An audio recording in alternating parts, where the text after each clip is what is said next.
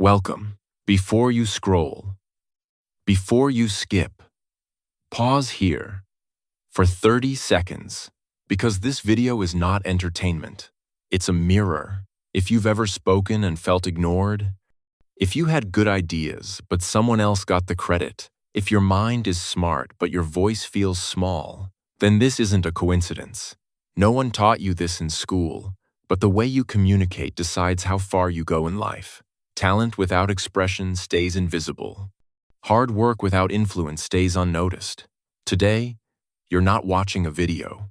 You're entering a class that upgrades your voice, your confidence, and how people see you. I'm going to teach you 12 advanced communication techniques that help you be heard, trusted, and remembered. If you're ready to stop feeling invisible, comment 1 right now. Let's begin. Most people speak from their own perspective. They talk about what they want, what they did, what they think matters. Strong communicators do the opposite. They start from the listener. The moment your words move away from I and toward you, attention changes. Your message stops sounding like information and starts feeling relevant. People don't ignore you because your ideas are weak. They ignore you because they don't see themselves inside your words. The human brain is naturally self-focused. It listens harder when it hears its own needs, problems, and desires reflected back. When you speak in a way that connects to the other person's world, resistance drops and interest rises. In a job interview, saying what you've done is not enough. What matters is how your experience helps the company win.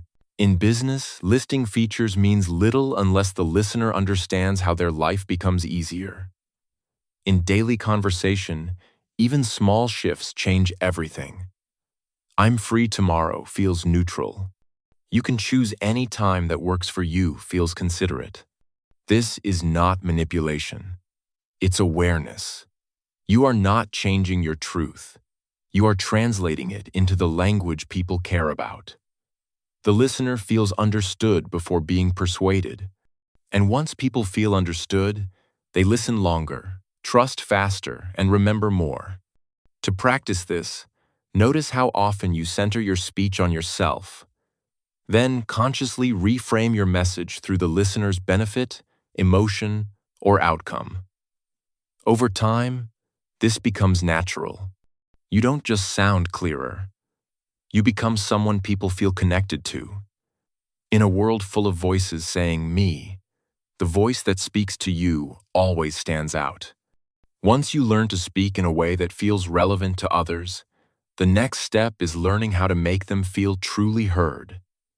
Because influence doesn't begin with talking. It begins with listening. And not the kind of listening where you wait for your turn to speak, but the kind that invites the other person to go deeper. The parroting technique is simple, yet powerful. When someone shares a thought or emotion, you repeat the last 1 to 3 words they used, with a calm and curious tone. You don't correct them. You don't add advice. You don't shift the focus back to yourself. You simply reflect their words back to them. This small act sends a clear signal to the brain. This is a safe space. When people hear their own words return to them, something changes. They slow down. They think more clearly. They feel understood without being judged. That's why they continue speaking. And the more someone speaks to you, the more they trust you. This is why therapists, negotiators, and emotionally intelligent leaders rely on this technique daily. In relationships, parroting helps emotions surface without conflict. In work conversations, it clarifies what truly matters to the other person. In interviews or sales, it reveals hidden concerns you would otherwise miss. You are not controlling the conversation. You are allowing it to unfold naturally. Used with warmth and restraint, this technique turns listening into a skill, not a passive act. It proves your presence without long speeches or explanations. And when people feel deeply heard, connection happens effortlessly. Before you try to impress with words, learn to reflect them, because the strongest influence often comes from saying less, not more. When people feel heard, they stay. But if you want them to remember, you need more than understanding. You need emotion. This is where stories take over. Because the human mind does not hold on to facts. It holds on to moments. A story hook is a short human experience that pulls the listener in before logic has a chance to argue. Instead of opening with explanations, data, or opinions, you begin with a scene, a struggle, a mistake, a turning point, something real. The purpose is simple. Make them feel first, then let meaning follow. Think about it. Numbers inform, but they fade. Stories create images, emotions, and memory. When you tell a story, the listener is no longer outside the message. They step inside it. They imagine. They relate. They care. And once someone cares, your words carry weight. This doesn't require dramatic storytelling. Small moments are enough. A conversation that changed your thinking. A failure that taught you something. A quiet realization. What matters is honesty and relevance. The story acts as a doorway. Once attention is open, your idea can enter naturally. In business, a short client experience makes a pitch human. In teaching, a personal example makes a concept clear. In motivation, a real struggle creates credibility. Even in everyday English conversations, stories help you sound more confident and engaging because you're speaking from experience, not theory. Over time, strong communicators begin to think in stories automatically. They don't ask, "What should I explain?" They ask, "What moment shows this best?" And that shift changes everything. You don't need more words to be powerful. You need the right opening. A well-placed story doesn't just capture attention. It builds connection, strengthens trust, and makes your message unforgettable. Because long after details disappear, the feeling of a story stays. A strong story captures attention. But attention alone doesn't guarantee connection. For that, people need to feel comfortable with you. This is where energy becomes more important than words. Because before someone trusts what you say, they sense how you show up. Energy matching is the skill of noticing the other person's emotional rhythm and adjusting yours to meet it. Their pace, their tone, their level of intensity. You don't imitate them to perform. You align with them to connect. When your energy feels familiar, the other person relaxes. And when people relax, they open up. Imagine speaking with someone calm, thoughtful, and reserved. If you arrive overly excited and fast-paced, you create distance without realizing it. Now, reverse the situation. You bring the same calm presence, measured tone, and steady pace. Suddenly, the conversation feels natural. Trust forms quietly, without effort. That's energy alignment at work. The same principle applies in every setting. A high-energy group responds to enthusiasm and movement. A serious meeting responds to clarity and restraint. Someone who is emotional needs softness before solutions. Someone who is analytical needs structure before inspiration. Great communicators read the room before they lead it.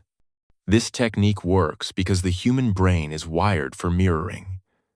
We feel safer around people who feel like us. When energy matches, resistance drops, judgment softens. Connection happens faster than logic ever could. And once that connection exists, you can gently guide the conversation forward, adjusting the energy toward where it needs to go. Energy matching is not about losing yourself. It's about choosing timing. You begin where the other person is, then slowly introduce your natural rhythm. This shows emotional intelligence, not weakness, awareness, not performance. When you respect energy, people don't feel pushed or overwhelmed. They feel understood. They feel at ease, and that ease becomes trust. Communication is not just what you say, it's how you make others feel while you say it. Master energy matching, and your presence will speak before your words ever do. Once energy is aligned and trust begins to form, connection deepens through something even more powerful than words or tone: memory. Because in a fast world, most people feel forgotten, and the person who remembers becomes rare. The callback technique is the intentional act of bringing back something the other person shared earlier, a phrase they used, a concern they mentioned, a goal they casually revealed. You don't repeat it immediately. You return to it later, when it feels natural. And when you do, something shifts. The other person feels seen. This works because memory signals care. When you reference someone's words from the past, you're saying, "I was present with you," not just physically, but mentally and emotionally. That kind of attention builds trust faster than compliments or clever talk ever could. In professional settings, callbacks show sharp listening and alignment. When an interviewer mentions a priority early on, and you connect your answer to it later, you stand out without trying to impress. In teamwork, remembering a colleague's challenge and checking in later creates loyalty. In relationships, recalling a small detail someone once shared feels like respect, even love. What makes this technique powerful is its simplicity. You don't need perfect memory. You need intention. After a conversation, note one thing that mattered to the other person. Their words, not your interpretation. Then, bring it back naturally when the moment fits. A simple, "last time you mentioned," can open deeper dialogue instantly. Callbacks turn conversations into continuity. They make people feel like interactions with you are not isolated moments, but part of an ongoing story. And humans crave that sense of being remembered over time. Strong communicators don't dominate conversations. They carry pieces of others with them. And when those pieces are returned thoughtfully, they land like gifts. Because when you remember someone's words, they remember how you made them feel. And that feeling is what connection is built on. Remembering details builds connection over time. But there is one detail that creates impact instantly. A single word that cuts through noise, pulls attention forward, and makes a moment feel personal. That word is a person's name. A name is not just a label. It carries identity, history, and emotion. From childhood, it has been used to comfort us, guide us, correct us, and recognize us. When someone says your name with warmth and intention, your brain reacts. Attention sharpens. Presence increases. You feel acknowledged. Using someone's name in conversation, when done naturally, creates a subtle but powerful bond. It signals respect. It says, "I see you as an individual, not just part of the room." In business, a name turns a general response into a personal one. In leadership, it makes people feel included rather than overlooked. In relationships, it deepens emotional connection with surprising force. The key is intention, not frequency. Overusing a name feels mechanical and forced. Using it at the right moment feels sincere. A thoughtful response, a moment of reassurance, a question that invites participation. One well-placed name can anchor attention more effectively than an entire explanation. This works because the brain treats one's name as a priority signal. Even in a crowded space, it breaks through instantly. It brings the listener fully into the moment. And when people feel fully present, communication becomes real. Great communicators don't use names to control. They use them to connect. They let the name carry warmth, not strategy. And when that happens, the interaction shifts. The conversation feels human, not transactional. As you move from remembering people's words to speaking directly to who they are, your presence becomes stronger. You're no longer just heard, you're felt. And often, that feeling begins with something as simple as saying a name. At the right time, in the right tone. Using someone's name helps them feel recognized. But recognition becomes even more powerful when it is paired with appreciation that has meaning. Because while everyone hears "thank you," very few people hear why they mattered. Most gratitude is automatic, quick, polite, and easily forgotten. But when you take a moment to explain the reason behind your thanks, your words gain weight. You are no longer acknowledging an action. You are acknowledging impact. And that is what people remember. When you say why you're grateful, you show awareness. You show that you noticed effort, intention, or sacrifice. This turns a simple phrase into an emotional connection.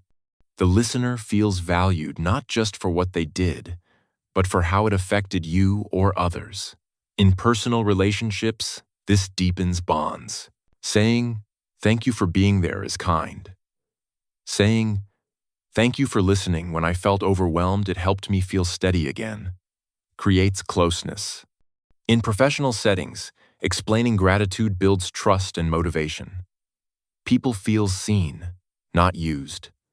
In leadership, this kind of appreciation strengthens loyalty far more than praise alone. This technique works because meaning creates memory. The brain holds onto moments where value is clearly expressed. When you name the reason, your gratitude stops being generic and starts being personal. It becomes real. To use this skill, pause before you thank someone and ask yourself one question. Why did this matter to me? Then say that part out loud. Keep it honest. Keep it specific. One sentence is enough. Over time, this changes how people experience you. You become someone who doesn't rush past kindness, someone who recognizes effort, someone who makes others feel appreciated rather than overlooked. Gratitude without reason is polite. Gratitude with meaning is powerful. And in a world where most effort goes unnoticed, the person who explains their thanks becomes someone others want to support, remember, and trust. Gratitude builds warmth. But even in warm conversations, tension can quietly appear. Awkward pauses, serious moments that feel too heavy, pressure that makes people close off. This is where humor becomes more than entertainment. It becomes a release. The humor switch is the ability to introduce lightness at the right moment. Not to impress, not to perform, but to help people breathe again. It's not about telling jokes. It's about easing the emotional weight of the room so connection can continue. Most people fear humor because they think it requires being funny. It doesn't. The goal is not laughter. The goal is comfort. A gentle comment. A small observation. A human moment that says, "We're okay here." When people smile, their guard lowers. And when their guard lowers, communication flows. Used well, humor shows confidence. Only someone who feels grounded can bring lightness into pressure. In difficult conversations, humor can reduce defensiveness. In professional settings, it can make you memorable without crossing boundaries. In social situations, it turns tension into ease. The key is restraint. Humor should fit the moment, not dominate it. Avoid sarcasm, mockery, or anything that could feel personal. Keep it inclusive. Keep it kind. One small shift is enough. This is a switch, not a spotlight. What makes this technique powerful is timing. Humor works best when things feel stiff, overly serious, or uncomfortable. A brief moment of lightness resets attention and emotion. It gives the conversation a second life. Strong communicators don't rely on humor constantly. They use it intentionally. They understand that connection isn't built by being impressive, but by being human. And sometimes, The fastest way back to humanity is a simple moment that makes people smile and feel safe again. Lightness keeps conversations open. But there are moments when connection alone is not enough. Moments when you need clarity, boundaries, strength without conflict.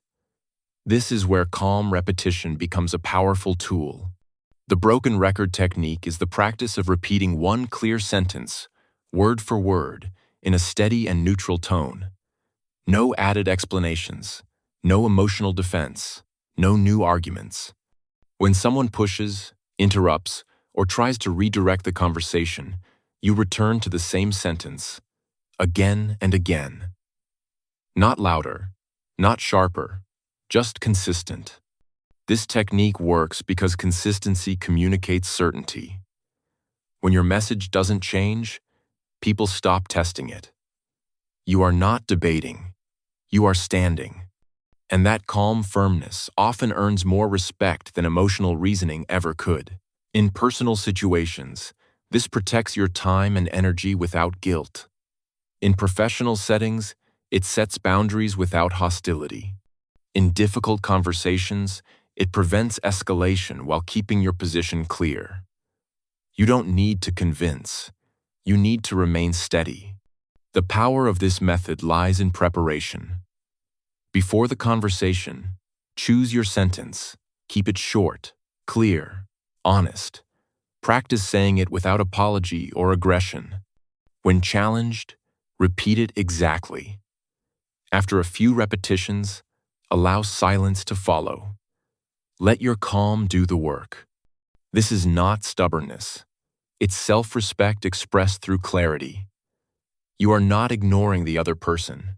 You are refusing to be pulled into chaos. Over time, people learn that your boundaries are consistent, not emotional reactions. Strong communicators know when to listen and when to hold their ground. The broken record technique gives you a way to do both. You stay present, you stay respectful, and you stay firm. Because real strength in communication isn't about winning arguments. It's about standing calmly in your truth until it's heard. Holding your ground gives you clarity, but clarity alone doesn't create closeness. To move from being respected to being trusted, you need alignment. And alignment begins with language. Most people don't respond to what you mean. They respond to how familiar your words feel. That's why advanced communicators pay close attention to the exact vocabulary others use. Not to copy, but to reflect. When you speak using someone's words, your message feels instantly safer, clearer, and more relatable. Mirroring vocabulary means listening for the key terms a person naturally chooses to describe their world. The words they repeat, the phrases that carry emotion. Then, when you respond, you intentionally use those same words, not synonyms, not replacements. Their words. This signals deep listening at a subconscious level. When someone hears their own language reflected back, their brain relaxes. It feels understood. It feels aligned. This is why negotiators, therapists, and strong leaders rely on this skill. It builds trust without explanation. In work conversations, mirroring shows culture fit and attention. In relationships, it shows emotional understanding. In sales, it reassures the client that you get their concern. Even in everyday conversations, it makes exchanges feel smoother and more natural. This technique is not about repetition. It's about precision. You choose one or two meaningful words, then weave them naturally into your response. Used sparingly, it feels intuitive. Overused, it feels forced. The goal is resonance, not imitation. Mirroring vocabulary also helps you avoid misunderstanding. Instead of assuming what someone means, you stay inside their frame of reference. You meet them where they are. When the Ven 40p and S. Strong communicators don't translate everything into their own language. They step into the language of others. And when people feel that you're speaking their language, trust forms quietly. Because nothing says, "I understand you," more clearly than hearing your own words returned with care. Speaking in someone's language builds trust. But to keep conversations alive, you also need relevance. Because even the best words fall flat when they feel disconnected from the moment. This is where awareness becomes a communication skill. Using what's happening now means bringing recent news, trends, or shared cultural moments into conversation as a starting point. Not to sound smart, not to impress, but to create an easy bridge into real dialogue. People naturally engage with topics already on their mind. When you enter there, connection feels effortless. This technique works because it removes pressure. A simple reference to a current event, a trend, or a widely shared story invites participation. It says, "We're in the same moment." And that shared moment opens the door to deeper exchange. Used well, this approach makes conversations feel natural and current. It replaces awkward small talk with curiosity. Instead of asking predictable questions, you offer a starting point that feels alive. From there, values, opinions, and personality reveal themselves without force. The key is intention. You're not delivering information. You're inviting perspective. Keep it light. Keep it human. Focus on angles people can relate to, not facts they need to memorize. Avoid turning it into a lecture or debate. The goal is connection. This technique is especially powerful in social settings, networking, or casual professional interactions. It signals awareness and presence. It shows you're engaged with the world, not stuck inside your own thoughts. Strong communicators don't rely only on prepared topics. They stay awake to what's unfolding around them. And when you bring the present moment into conversation, talking to you feels easy, relevant, and real. Because communication isn't just about what you say. It's about meeting people where now is. Staying relevant keeps conversations moving. But knowing when to stop speaking is what gives your words power. Because silence is not empty, it is intentional. A strategic pause is the deliberate choice to stop talking at a meaningful moment. Not because you've lost your thought, but because you want your message to land. A pause creates space. It slows the moment. It tells the listener that what was just said matters. In a world where everyone rushes to fill silence, pausing signals confidence. It shows control. People who are unsure rush to explain. People who are grounded allow space. That space pulls attention in. It makes others lean forward, not away. Pauses heighten emotion. When you stop after an important sentence, the feeling has time to settle. The listener processes not just the words, but the meaning behind them. This is why powerful speakers are remembered not only for what they say, but for the moments they leave quiet. In interviews, a brief pause before answering shows thoughtfulness. In negotiations, silence invites the other person to reveal more. In personal conversations, a pause holds emotion without rushing to fix it. Even in everyday English, pausing helps you sound calmer, clearer, and more confident. The key is intention. A pause should feel natural, not dramatic. Too long and you lose connection. Too short and it loses impact. Let it breathe. Don't apologize for it. Don't explain it. Trust it. Strong communicators understand that silence is part of speech. It gives rhythm. It gives weight. It gives meaning. When you learn to pause at the right moment, your words stop competing with noise. They stand on their own. And that is when communication becomes memorable, not because of volume, but because of presence. You've now learned 12 advanced communication techniques that go far beyond simple tips or surface confidence. These are tools that change how you speak, how you connect, and how people experience you. You don't need to be louder. You don't need perfect grammar or a perfect personality. What matters is understanding how communication truly works. When you speak with awareness, people listen. When you listen with intention, people trust. And when your words carry clarity, emotion, and presence, they are remembered. This is not about talking more. It's about speaking with purpose. If this lesson shifted something in you, don't let it end here. Stay in this space. Practice what you've learned. Train your voice, your confidence, and your influence step by step. Subscribe, engage, and continue growing with this channel because your voice has value. And when you learn how to use it well, it doesn't just get heard, it changes how far you can go.